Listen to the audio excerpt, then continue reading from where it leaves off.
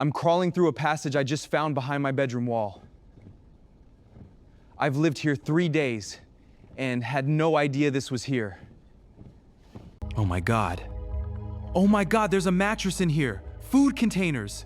Fresh ones. Someone's been living in my apartment. There's cameras, photos of me. That's me. That's me sleeping. There are dozens of them. Someone's been coming into my room every night while I sleep and... Ah!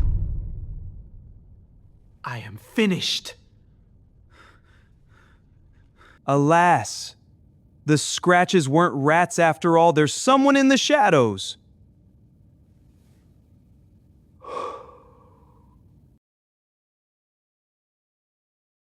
I had just finished my higher education and needed to move out from my uncle's home to start a new life. I needed to get a job, but first, I needed an apartment before anything. The excitement of independence coursed through my veins as I contacted several house agents and friends, and the search for getting a new apartment began. What I didn't know then was that this search would lead me to the most terrifying experience of my life. The apartment hunting process in Lagos was nothing short of exhausting. For 3 grueling weeks, I trudged from one disappointing property to another, each one somehow worse than the last. Some were outrageously overpriced matchboxes, masquerading as cozy studios. Others were located in neighborhoods where the constant blare of generators and the cacophony of street hawkers would make sleep impossible.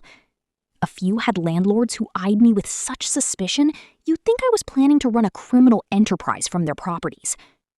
My savings were dwindling fast on transportation alone. Each evening, I'd return to my uncle's house defeated, scrolling through endless property listings that either exceeded my budget or came with red flags longer than the Third Mainland Bridge. My uncle, though supportive, was beginning to drop hints about needing his guest room back. The pressure was mounting, and with each passing day, my optimism chipped away like old paint on a Lego street wall. I had almost resigned myself to settling for a cramped room in Mushin, with its perpetual traffic and questionable security, when fate, or what I thought was fate, intervened. Looking back now, I realize how perfectly orchestrated it all was, how the timing was too convenient, the offer too good. I had found what I believed was my saving grace, my stroke of fortune in a city known for chewing up and spitting out the unprepared. But in reality, those beautiful features, that unbelievable pricing, that perfect location, they were all carefully laid traps, bait dangling before a desperate fish. And I, blinded by relief and urgency, swallowed the hook whole, swimming eagerly toward an experience that would haunt me for years to come. It was a sunny Thursday afternoon when I stumbled upon the listing. The heat was oppressive, and I had just about given up for the day when my phone pinged with a message from an agent I'd contacted weeks prior and had almost forgotten about. Self-contained apartment, Surulere. Affordable, available immediately. The photos took my breath away. Unlike the dark, cramped spaces I'd been shown, this apartment was bathed in natural light. Clean white walls, polished floors that actually reflected light, modern fixtures that looked functional rather than decorative. The living area was spacious enough to breathe in, with a separate bedroom that had actual closet space, a luxury I'd stopped expecting. But what truly sold me was the environment. The agent's video walkthrough showed a quiet street lined with well-maintained buildings. No heaps of refuse at the corners, no naked children running through stagnant water, no clusters of area boys eyeing passers-by. I could hear birds in the video. Actual birds. In Lagos? When was the last time I'd heard birds over the sound of traffic?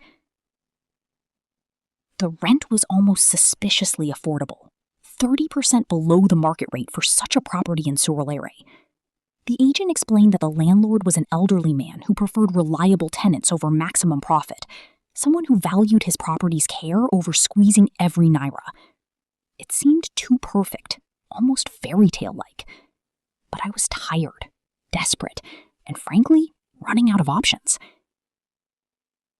I should have questioned why such a perfect apartment had remained vacant. I should have wondered why the price was so reasonable in a city where landlords typically demanded blood along with rent. But I didn't. I couldn't afford to. Skepticism is a luxury reserved for those with options, and I had none.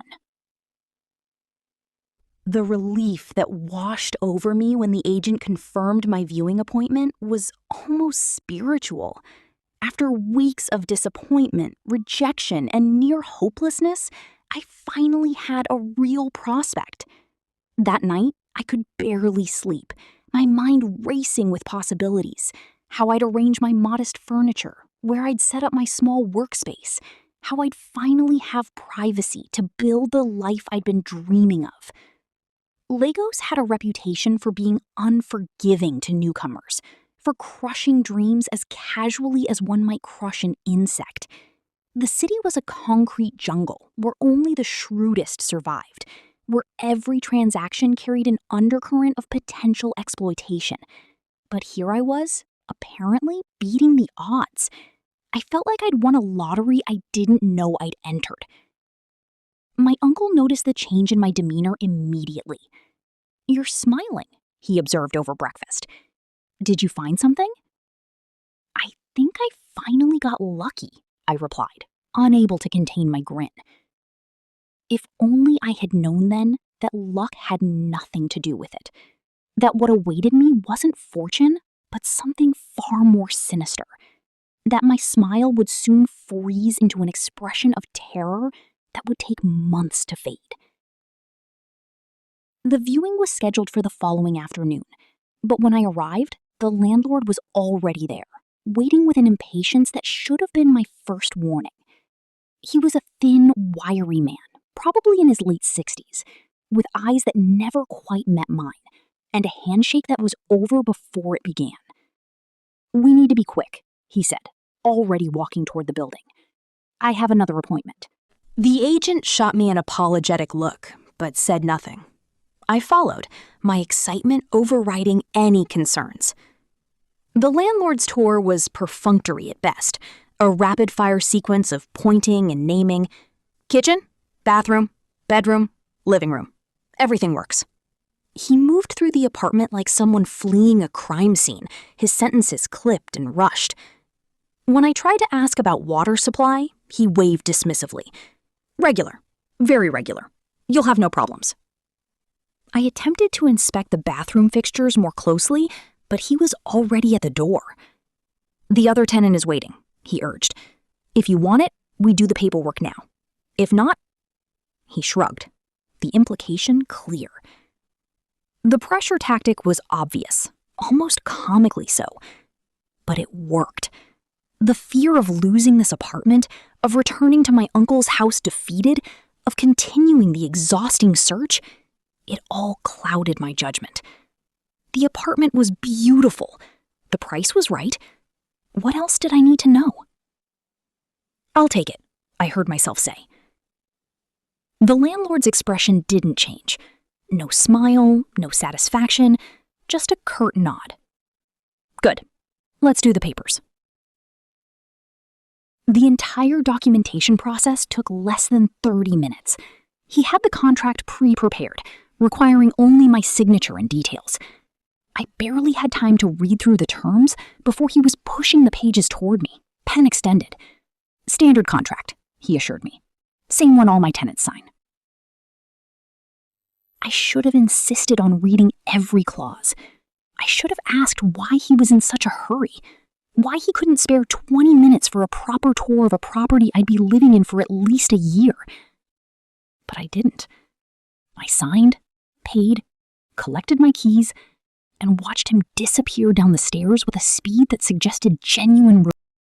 The agent lingered just long enough to offer congratulations and collect his commission. Then he too was gone, leaving me alone in my new apartment, with a set of keys and a growing sense of unease I couldn't quite name. Moving day was uneventful. I didn't have much.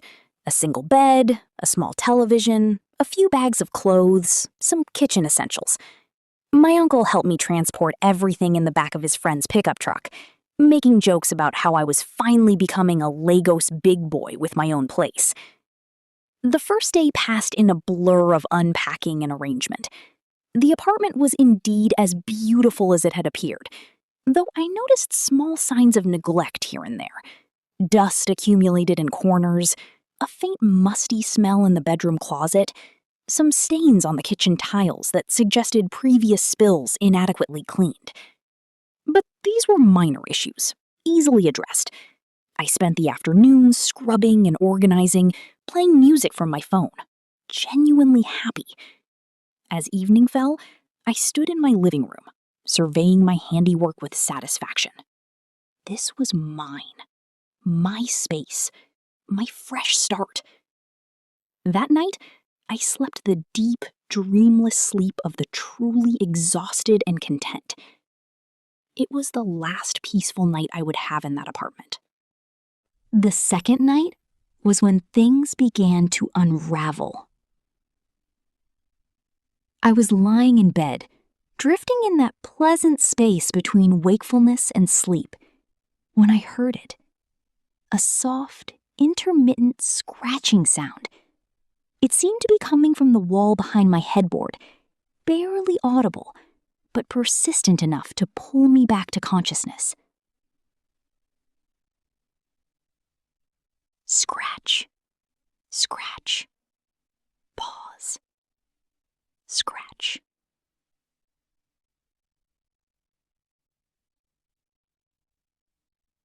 I opened my eyes, listening in the darkness. Old buildings in Lagos were notorious for rodents, and this particular area, despite its relative cleanliness, wasn't immune. The scratching continued, irregular and somehow deliberate, as if whatever was making it was exploring, searching for something. Probably rats from the old building behind, I muttered to myself, rolling over. The scratching had stopped anyway. Just one of those things you deal with in any Lagos apartment. The occasional unwanted wildlife navigating the walls and ceilings. I made a mental note to buy rat poison in the morning. Sleep came slowly this time, but it came.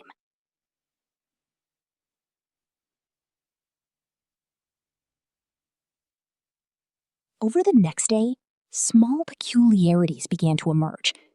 My keys, which I distinctly remembered leaving on the kitchen counter, were on the center table. My remote control, usually beside the television, was wedged between the couch cushions. My bathroom slippers had migrated from outside the bathroom door to inside it. Individually, these were nothing. The kinds of things you dismiss as memory lapses or your own carelessness. Had I actually put the keys on the center table and misremembered? Had I absent-mindedly tucked the remote into the couch while sitting? Was I sure about the slippers? The human mind is skilled at rationalization, at explaining away the inexplicable to preserve our sense of order and safety. So that's what I did. I rationalized. I explained. I dismissed. But some part of me, some primal instinct buried beneath layers of modern rationality, was beginning to whisper warnings I wasn't ready to hear. That night, I tried to convince myself everything was fine. I watched TV until late, scrolled through social media, had a lengthy phone conversation with a friend.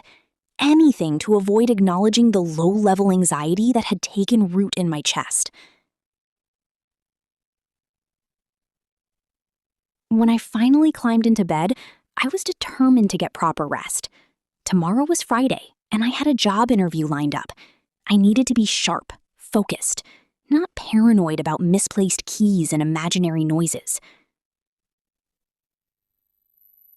But sleep was elusive. I lay there in the darkness, every sense heightened, waiting for sounds I told myself I wouldn't hear. And then, right on cue, the scratching began again. Softer this time, but more deliberate. It moved along the wall, as if mapping it from the other side. My heart rate quickened, despite my attempts at logic. Rats don't scratch in patterns. Rats don't move with such purpose.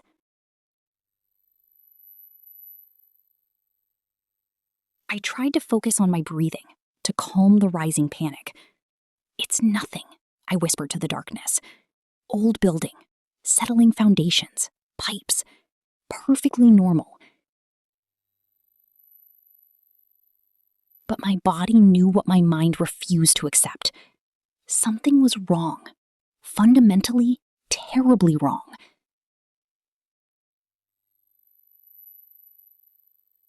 Eventually, sheer exhaustion pulled me under, into a fitful sleep, my dreams filled with scratching sounds and shadow movements I couldn't quite see. By the third day, I had convinced myself I was being ridiculous. Daytime has a way of making night terrors seem absurd, and in the bright morning light, my fears felt like embarrassing overreactions. Grown people don't get spooked by old building sounds and misplaced objects. I was educated, rational, modern. I didn't believe in superstitious nonsense. That evening, I decided to confront my fears directly. If the scratching was coming from the wall, I'd investigate the wall. Simple, scientific, logical. After dinner, I approached the bedroom wall behind my bed, running my hands along its surface. The paint was old but intact, the plaster seemingly solid. I knocked along different sections, listening to the sound. Most of it sounded normal, the dull, solid thunk of plaster meeting wall studs. But then, about 2 meters from the corner, something changed. The sound was different, hollow, empty. I knocked again, moving my hand along the wall. There was definitely a hollow section, roughly 1 meter wide. I pressed against it, expecting nothing, and felt something give, just slightly, just enough to notice. My pulse quickened. I pressed harder and heard a soft click, like a latch releasing.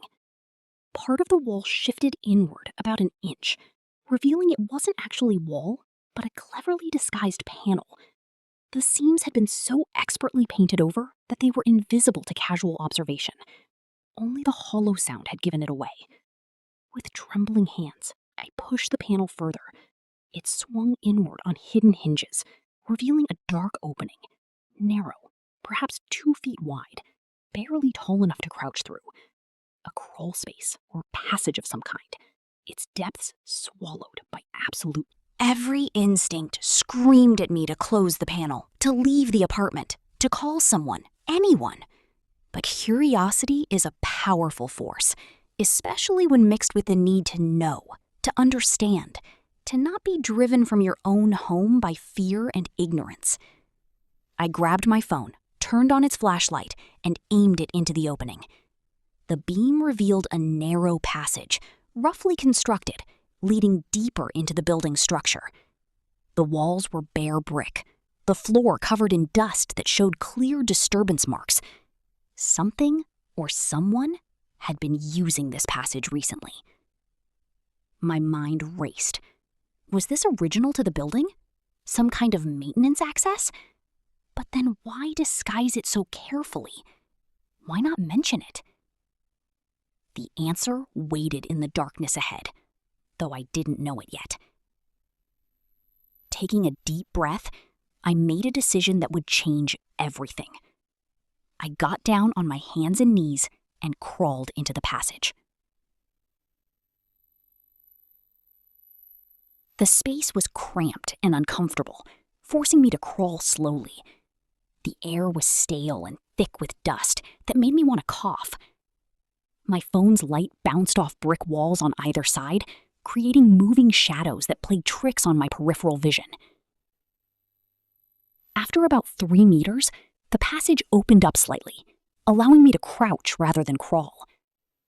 And then, another meter ahead, it opened into a room. I stood up carefully, sweeping my phone's light around the space. It was small, maybe 2 meters by 3 meters, and completely windowless. The walls were the same bare brick as the passage, and the ceiling was low enough that I could touch it by raising my arm. But what stopped my breath wasn't the room's structure. It was its contents. This wasn't an abandoned storage space or forgotten maintenance room. Someone had been living here recently. Against one wall was a thin mattress, stained and worn but functional. Beside it were empty food containers, instant noodle cups, plastic water bottles, chip packets, some still looking fresh, none covered in the dust that should have accumulated in an abandoned space. In the corner was a small chemical camping toilet, its presence answering a question I hadn't yet thought to ask. My light caught something else, an extension cord running along the wall from a power outlet I hadn't noticed at first. It connected to a small camping lantern and a phone charger. Working power, fresh trash, used bedding. The realization hit me like cold water. I wasn't alone in this apartment. Someone else was living here, in this hidden room, in secret.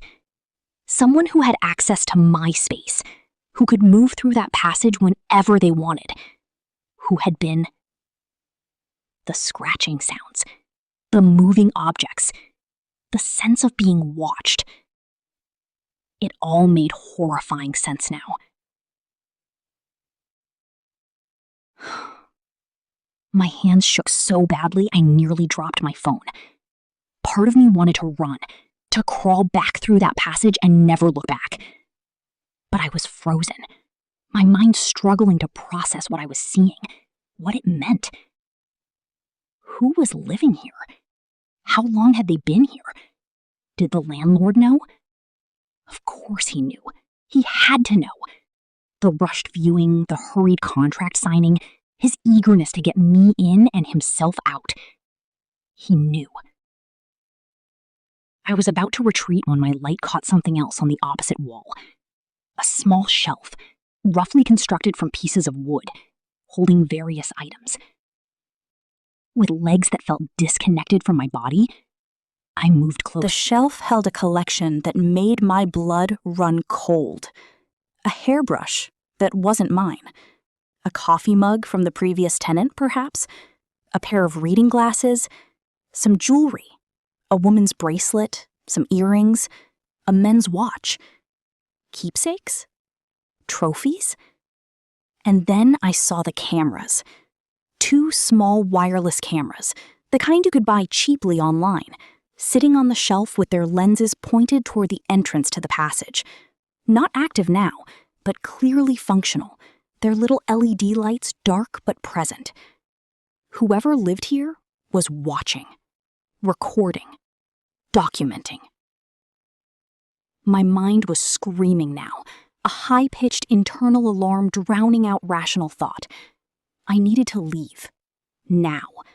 But my body wasn't responding, my feet rooted to the dusty floor as my light continued its terrible inventory. That's when I saw the photographs. They were pinned to the wall with thumbtacks, arranged in neat rows with an obsessive precision that was somehow more terrifying than chaos would have been.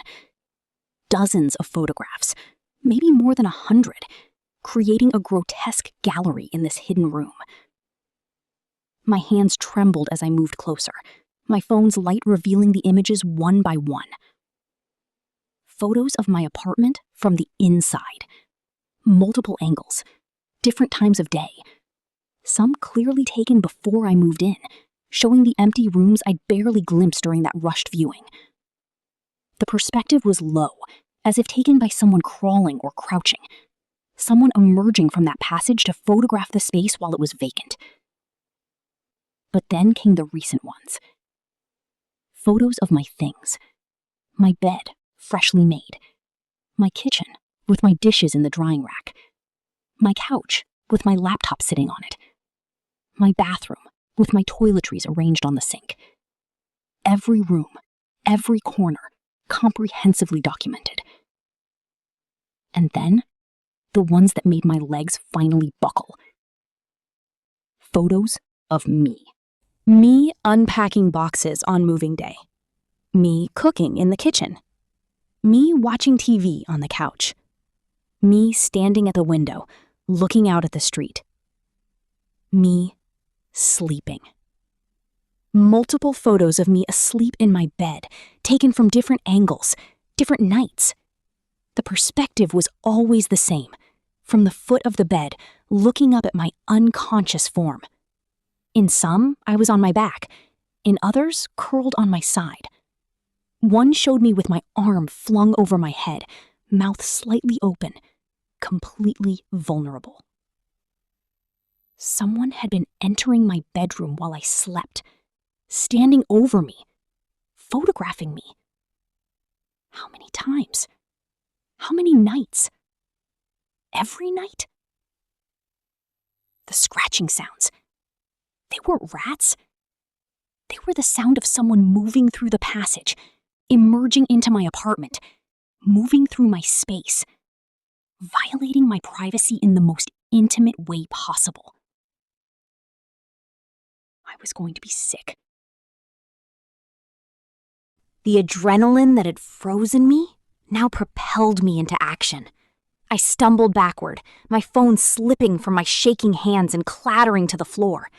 The light beam went wild, sending shadows dancing across those horrible photographs before going dark as the phone landed face down. For a moment, I was in complete darkness in that hidden room, surrounded by evidence of my surveillance, my breath coming in short, panicked gasps. No, no, no, no, no, no, I heard myself whispering, scrambling on the floor for my phone. My hands touched the mattress, the wall, scattered trash, before finally finding the phone. I grabbed it, turned it over, and the light returned, immediately illuminating those photographs again. I couldn't crawl back through that passage fast enough. My knees scraped against the rough floor, my back hit the low ceiling, but I didn't care. I needed out of that room, away from those images, those cameras, that evidence of the violation I'd been living with unknowingly. I burst back into my bedroom, gasping for air as if I'd been underwater. The panel hung open behind me like a mouth, and without thinking, I slammed it shut. It clicked back into place, the seams disappearing once again into seamless wall. For several minutes, I just stood there, trying to breathe normally, trying to think. My phone was clutched so tightly in my hand that my knuckles had gone white. The bedroom suddenly felt contaminated, unsafe. Every shadow was a potential threat. Every sound was an approaching danger. I needed to call someone. The police, a friend, my uncle, anyone. But when I pulled out my phone to dial, my hands were shaking so badly I could barely hit the right numbers. And when I tried the landlord's number, the first person who owed me an explanation, it went straight to voicemail. I tried again. Same result. The agent who had shown me the apartment, same thing. Voicemail. No answer. It was past 8 p.m. on a Friday night. Not so late that it was suspicious, but late enough that people might legitimately be busy, unable to answer. Or were they avoiding me? Did they know? Were they complicit? That night was the longest of my life. I couldn't stay in the bedroom, not with that panel in the wall, that passage behind it, that room beyond. I dragged my mattress into the living room, pushed the couch against the front door, and sat up against the wall where I could see both the bedroom door and the entrance. My mind wouldn't stop racing. Who was living in that room? Where were they right now? Did they know I discovered their space? The cameras weren't on when I'd entered, but what if they had motion sensors? What if there were notifications sent to a phone somewhere? What if they were watching me right now? I checked every corner of my apartment with my phone's flashlight, looking for other cameras, other hidden panels, other secrets. I found nothing, but that didn't provide comfort. If I'd lived here for 3 days without noticing the main passage, what else might I be missing? As the hours crawled past, my fear began to mix with anger. I'd paid for this apartment, signed a contract.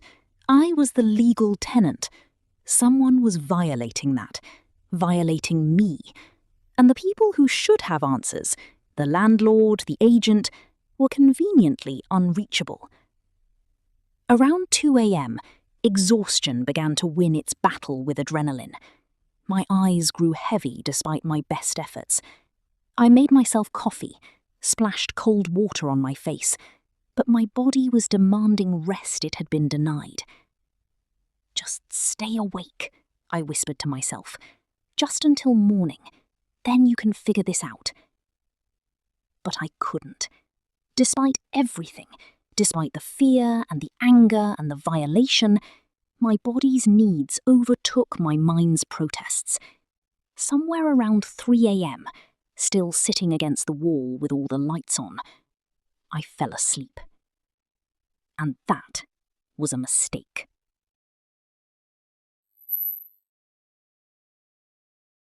I don't know what woke me. Some deep survival instinct, perhaps. Something that registers danger even when consciousness is absent. My eyes opened slowly, the lights I'd left on making it difficult to see at first. And then my vision cleared. Someone was standing in the bedroom doorway. Or rather, something was. In my disoriented state, my mind struggled to process what I was seeing. A figure, but wrong somehow. The proportions weren't quite right. Too thin, too still, too silent. We remained frozen like that for what felt like an eternity, but was probably only seconds. My heart was pounding so hard I could hear it, feel it, my entire body vibrating with terror. I wanted to scream, to run, to move, but I was paralyzed, prey before a predator. And then I realized they were watching me sleep, or they had been before I woke. How long had they been standing there? Minutes? Hours? I still couldn't see their face clearly. The hallway behind them was dark, and they stood in the doorway like a silhouette, a shadow given form. But I could hear them breathing, soft, measured, calm. The breathing of someone completely in control of the situation. My mouth opened, trying to form words, questions, demands, but only a strangled gasp emerged. The figure tilted its head slightly, like a dog hearing a strange sound. And then, without any hurry, without any sign of fear or concern, it stepped backward into the bedroom darkness. I heard the soft sound of movement, the whisper of fabric against wall, a tiny click. And then nothing. My body finally responded, adrenaline overriding the paralysis. I lunged for my phone, turned on its flashlight, and aimed it at the bedroom. Empty. The door was still open, but the room was empty. I could see my bed through the doorway, the closed window, the walls. No one. But I knew what I'd seen. And I knew where they'd gone. The rest of that night, I didn't even pretend to sleep. I sat with my back against the wall, phone in one hand, a kitchen knife in the other, for all the good it would do, watching both doors, waiting for dawn like a prisoner waiting for execution. My mind cycled through the same thoughts on repeat. The figure in the doorway, the photographs in that room, the evidence of nightly intrusions I'd slept through, oblivious and vulnerable. How many times had they stood over me, watching? What did they want? Why me? And the most terrifying question, what would have happened if I hadn't woken up? At some point during those dark hours, I made my decision. I couldn't stay here. Not another night, not another hour. As soon as it was light enough, I was leaving. The money I'd paid, the contract I'd signed, the difficulty of finding another place, none of it mattered. Some violations are too profound to rationalize away, too invasive to simply report and hope for resolution. This apartment was contaminated now, poisoned by what I knew, what I'd seen, what had been done to me here. When the first grey light of dawn finally began to seep through the windows, I felt a relief so profound it almost made me cry. I'd survived the night. Soon I could leave. I stood up on shaky legs, my body stiff from hours of terrified vigilance. I needed to pack, to gather my things, to get out as quickly as possible. The morning light made the apartment look almost normal again, almost like the beautiful space I'd thought I was renting. But I knew better now. I knew what hid behind these walls.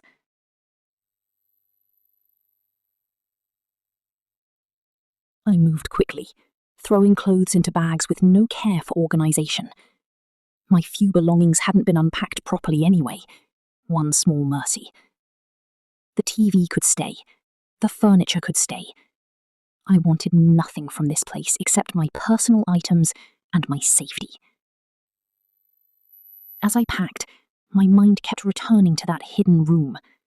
The photographs. The evidence. Should I call the police? What would I even tell them? That I found a secret room in my apartment with pictures of me? Lagos police had bigger problems than a tenant dispute. And technically, what crime had been committed? Trespassing in a building the person might have more claim to than I did? The landlord could probably spin some story about maintenance access or previous tenant belongings. No, the police weren't an option. The only option was to leave and never come back. But even as I was having that thought, even as I was zipping up my last bag, something gnawed at me. A need to know, to understand, to confirm that what I'd experienced was real and not some elaborate nightmare or paranoid episode. Against every instinct of self-preservation, I found myself walking back to the bedroom. The panel was closed, seamless, invisible. You wouldn't know it was there unless you were looking for it. I pressed against it, heard the click, watched it swing open to reveal that dark passage. This is stupid, I told myself. Just leave, get out, don't look back. But I had to know. One last time. I had to see that room again, to confirm that the horror I'd witnessed was real. I crawled through the passage, faster this time, familiarity reducing my fear just enough to function. In moments, I was standing again in that small, windowless room, my phone's light illuminating the space. And I froze. The room was empty. Not just empty of people, empty of everything. The mattress was gone. The trash was gone. The shelf with its cameras and trophies was gone. Even the extension cord and power outlet had vanished, leaving only bare brick walls and dusty floor. It was as if the room had never been occupied, as if everything I'd seen the night before had been imagined. But I knew. I knew. The dust on the floor still showed disturbances. The air still carried that stale smell of occupation. This was real. It had been real. They'd cleaned it out, removed the evidence, maybe while I was asleep, or maybe earlier, after they realised I'd discovered their space. How long had it taken? How quickly could someone erase all evidence of their presence? I stood there in shock, my mind struggling to process this new violation. They'd been here, in in this room, moving things, cleaning, erasing. While I sat terrified in the living room, they'd been mere meters away, methodically destroying evidence. I was about to leave, to crawl back and get out of this nightmare apartment for good, when I saw it. One photograph. A single photograph, left behind on the floor where the shelf had been, placed carefully, deliberately, facing the entrance where I would see it. With trembling hands, I picked it up. It was a photo of me, but not one of the ones I'd seen the night before. This was new, fresh, recent. It showed me in the living room, asleep against the wall, taken from an angle that meant the photographer had been standing right in front of me. My head was tilted to one side, my mouth slightly open, the kitchen knife slack in my hand. But that wasn't the worst part. Written across the bottom in neat handwriting were 4 words. Thank you for leaving. They'd known. While I slept, they'd known I was planning to leave. They'd stood over me one last time, photographed me one last time, and left me this message. Not a threat, not a demand, just acknowledgement. Gratitude, even. As if my departure was doing them a favour. I don't remember crawling back through the passage. I don't remember grabbing my bags or locking the apartment door behind me. My next clear memory is standing on the street outside the building, phone in one hand, photograph in the other, my belongings scattered at my feet. The morning sun was bright and warm. The street was quiet, just as it had been when I first viewed the apartment. Birds were singing. A few early risers were beginning their day, walking past without giving me a second glance. Everything looked normal. Safe. I called my uncle. He heard the panic in my voice and asked no questions, just told me to wait there. He was coming. While I waited, I stared at that photograph, at my own sleeping face, at those 4 words that were somehow more terrifying than any threat could be. They'd let me go. They weren't pursuing me, weren't trying to stop me. They were thanking me for leaving. Which meant they were staying. In that apartment. In that hidden room. Waiting for the next tenant. The next victim. And there was nothing I could do about it. When my uncle arrived 20 minutes later and saw my face, he didn't press for details. He just helped me load my things into his car and drove me back to his house. I stayed in his guest room for 3 weeks, barely sleeping, jumping at every sound, unable to shake the feeling of being watched. I never got my deposit back. My calls and messages to the landlord and agent went unanswered. Eventually, they blocked my number. I thought about reporting it to the authorities, but what would I report? I had no evidence, except a single photograph that showed nothing illegal, just me sleeping in an apartment I'd rented. Months later, curiosity got the better of me. I created a fake profile and contacted the same agent about apartments in Surulere. He responded immediately, eager, and among the listings he sent was a familiar address. The same apartment, available for rent.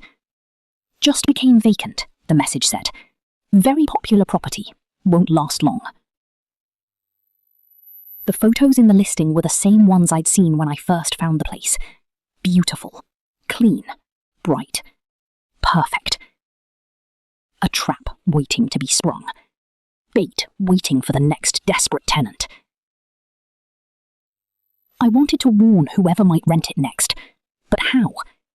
Even if I could find them, what would I say? Would they believe me?